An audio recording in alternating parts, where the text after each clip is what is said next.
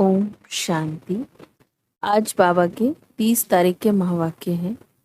बाबा ने आज कहा, मीठे बच्चे, अब तुम्हारी सुनवाई होती है। बाप तुम्हें दुख से निकाल सुख में ले जाते हैं। अभी तुम सबकी वानप्रस्थ अवस्था है, वापस घर जाना है। प्रश्न बाबा ने पूछा, सदा योग युक्त रहने तथा श्रीमत पर चलने की आज्ञा बार बार हर बच्चे को क्यों मिलती है? बाबा ने उत्तर दिया, क्योंकि अभी अंतिम विनाश का दृश्य सामने है। करोड़ों मनुष्य मरेंगे, नेचुरल कैलेमिटीज होंगी। उस समय स्थिति एक रस रहे, सब दृश्य देखते भी मिरवा मौत मलु का शिकार ऐसा अनुभव हो, उसके लिए योग युक्त बनना पड़े। श्रीमत पर चलने वाले योगी बच्चे ही मौज में रहेंगे। उनकी बुद्धि में रहेगा, हम तो पुराना शरीर छोड़ अपने स्वीट होम में जाएंगे। ओम शांति।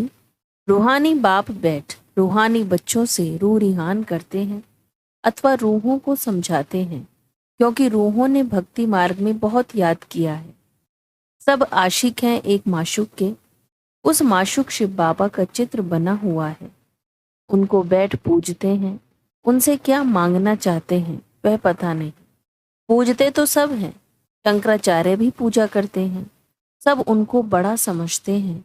भल धर्म स्थापक हैं, परंतु वह भी पुनर्जन्म लेते लेते नीचे उतरते हैं। अभी सब पिछाड़ी के जन्म में आकर पहुंचे हैं। बाबा कहते हैं, तुम छोटे बड़े सबकी वानप्रस्थ अवस्था है। मैं तुम सबको वापस ले जाता हूँ। मुझे बुलाते ही हैं कि पतित दुनिया में आओ। कितना रिगार्ड रखते हैं। पतित दुनिया पराए राज्य में आओ। जरूर दुखी होंगे तब तो बुलाएंगे। गाया जाता है, दुख हरता सुख करता। तो जरूर छीछी पुरानी दुनिया पुराने शरीर में आना पड़े, वह भी तमो प्रधान शरीर में। सतो प्रधान दुनिया में मुझे कोई याद नहीं करता। ड्रामा अनुसार सबको मैं सुखी बना लेता हूँ। बुद्धि से काम लेना है कि सतयुग में जरूर आदि सनातन देवी देवता धर्म होगा, और सत्संगों में तो सिर्फ शास्त्र पढ़ते पढ़ते नीचे उतरते जाते हैं।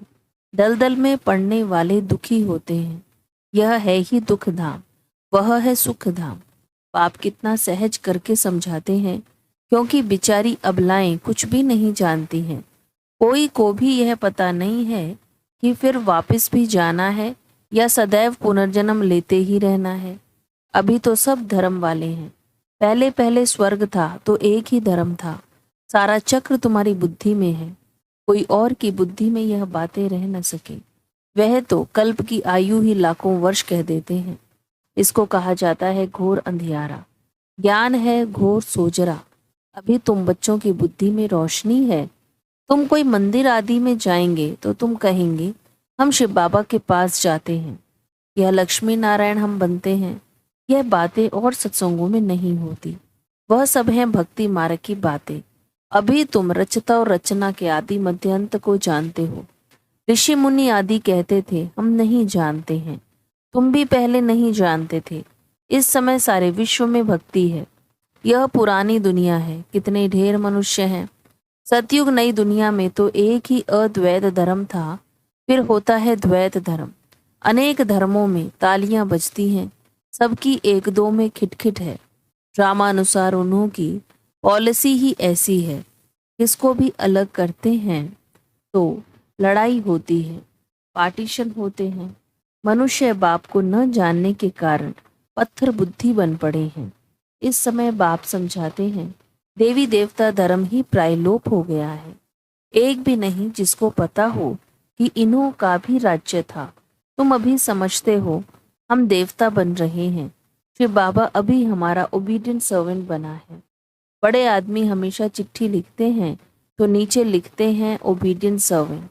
बाप भी कहते हैं हम ओबीडियंट सर्वेंट हैं, तो दादा भी कहते हैं हम ओबीडियंट सर्वेंट हैं। हम फिर 5000 वर्ष के बाद हर कल्प के पुरुषोत्तम संगम युग में आता हूँ। बच्चों की आकर सेवा करता हूँ। मुझे कहते हैं दूर देश के रहने वाले, आए देश पर आए। इनका भी अर्थ नहीं जानते। इतने शास्त्र आदि पढ़ते हैं परंतु अर्थ नहीं समझते हैं। बाप आकर सब वेदों शास्त्रों का सार समझाते हैं। तुम बच्चे जानते हो कि इस समय रावण राज्य है, मनुष्य पतित बनते जाते हैं, यह भी ड्रामा बना हुआ है। तुम बच्चों को दोजक से निकाल बहिश्त में ले जाता हूँ, उनको ही गार्डन ऑफ अल्लाह कहते हैं। कलयुग में है कांटों का जंगल, संगम युग पर फूलों का बगीचा बन रहा है। फिर वहां सतयुग में तुम सदा सुखी रहते हो, एवर हेल्दी एवर वेल्दी बन जाते हो। आधा कल्प सुख, फिर आधा कल्प दुख, यह चक्र फिरता ही रहता है, इनकी एंड होती नहीं है। सबसे बड़ा बाप आते हैं, सबको शांति धाम सुख धाम में ले जाते हैं। तुम जब सुख धाम में जाते हो तो बाकी सब शांति धाम में रहते हैं। आधा कल्प है सुख का, आधा कल्प है दुख का, उनमें भी सुख जास्ती है। अगर आधा आधा होता तो टेस्ट क्या आएगी। भक्ति मार्ग में भी बहुत धनवान थे। अभी तुमको याद आता है कि हम कितने धनवान थे।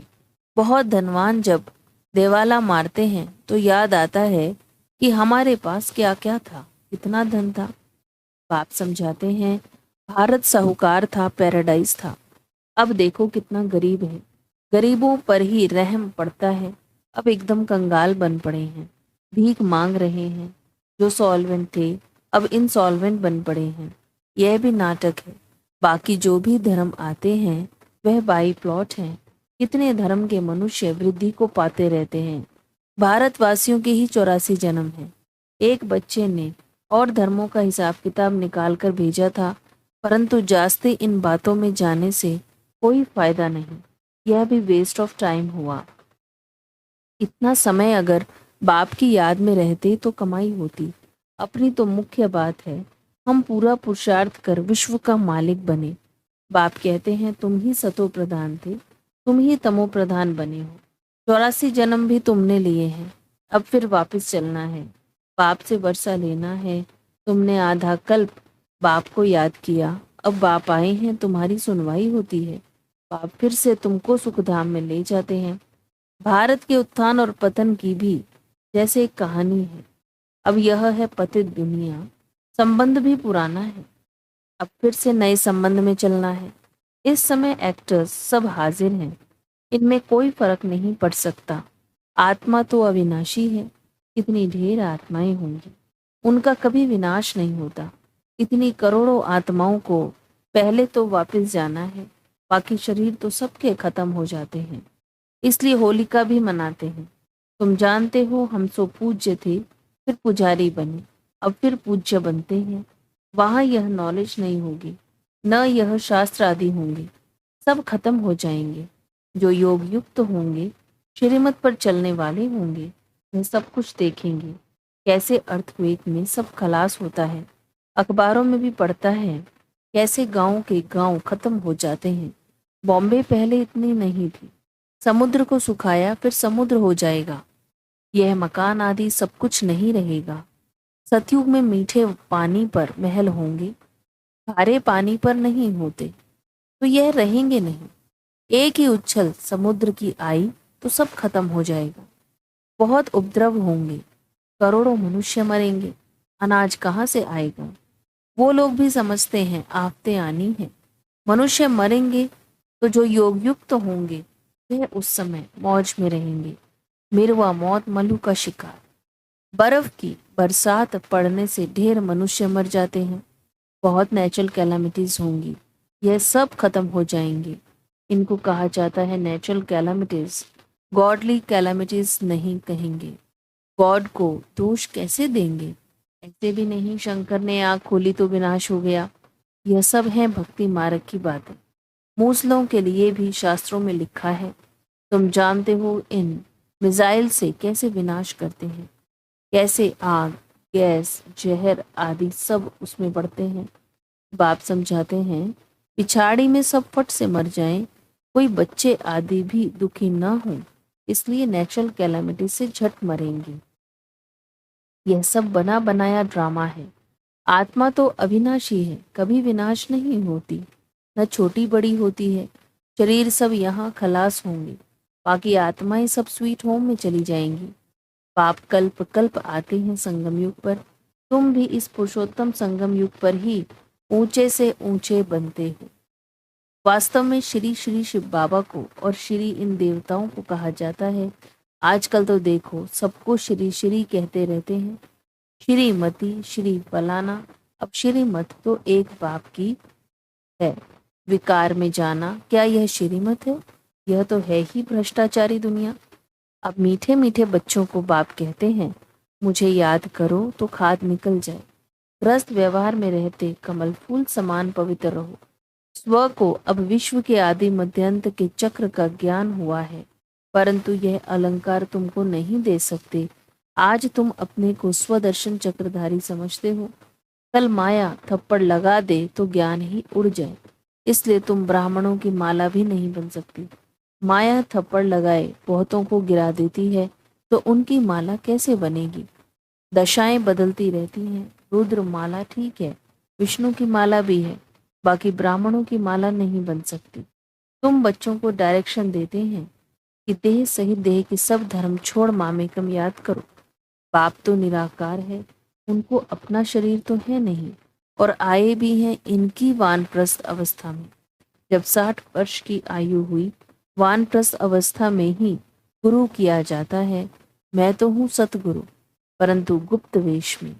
वह है भक्ति के गुरु, मैं हूँ ज्ञान मार्ग का। प्रजापिता ब्रह्मा को देखो कितने ढेर बच्चे हैं। बुद्धि हद से निकल बेहद में चली गई है। मुक्ति में जाकर फिर जीवन मुक्ति में आते हैं। तुम पहले आते हो, दूसरे पीछे आते हैं। हर एक को पहले सुख फिर दुख भोगना पड़ता है। यह वर्ल्ड ड्रामा है। तब तो कहते हैं, अहो प्रभु तेरी लीला अपरंपार। तुम्हारी बुद्धि ऊपर से नीचे तक चक्र लगाती रहती है। तुम हो लाइट हाउस, रास्ता बताने वाले। तुम बाप के बच्चे हो ना। फादर कहते हैं, मुझे याद करो, तो तुम तमो प्रधान से सतो प्रधान बन जाएंगे। ट्रेन में भी तुम समझा सकते हो, बेहद का बाप स्वर्ग का रचयिता है। भारत में स्वर्ग था, बाप आते हैं भारत में। शिव जयंती भी भारत में मनाई जाती है, परंतु कब होती है यह कोई नहीं जानते। तिथि तारीख दोनों ही नहीं है, क्योंकि गर्भ से जन्म नहीं लेते। बाप कहते हैं, अपने को आत्मा समझो। तुम अशरीरी आए थे, पवित्र थे, फिर अशरीरी होकर जाएंगे। मामेकम याद करते रहो तो पाप कट जाएंगे। अच्छा, मीठे मीठे फीके लदे बच्चों प्रति माता पिता बाप दादा का याद प्यार और गुड मॉर्निंग। रूहानी बाप की रूहानी बच्चों को नमस्ते। हम रूहानी बच्चों की रूहानी बाप दादा को याद प्यार, गुड मॉर्निंग, नमस्ते नमस्ते नमस्ते। धारणा के लिए मुख्य सार है, लाइट हाउस बन सबको रास्ता बताना है। बुद्धि हद से निकाल बेहद में रखनी है। स्वदर्शन चक्रधारी बनना है। अब वापस घर जाना है, इसलिए इस वानप्रस्थ अवस्था में सतो प्रधान बनने का पुरुषार्थ करना है। अपना टाइम वेस्ट नहीं करना है। वरदान है, संबंध संपर्क में आते डायमंड बन, डायमंड को देखने वाले बेदाग डायमंड भव। बाप दादा की श्रीमत है कि डायमंड बन डायमंड को देखना। चाहे कोई आत्मा काला कोयला एकदम तमोगुणी हो, लेकिन आपकी दृष्टि पड़ने से उसका कालापन कम हो जाए। अमृत वेले से रात तक जितनों के भी संबंध में आओ, सिर्फ डायमंड बन डायमंड देखते रहो। किसी भी विघ्न अथवा स्वभाव के वश डायमंड पर दाग न लगे।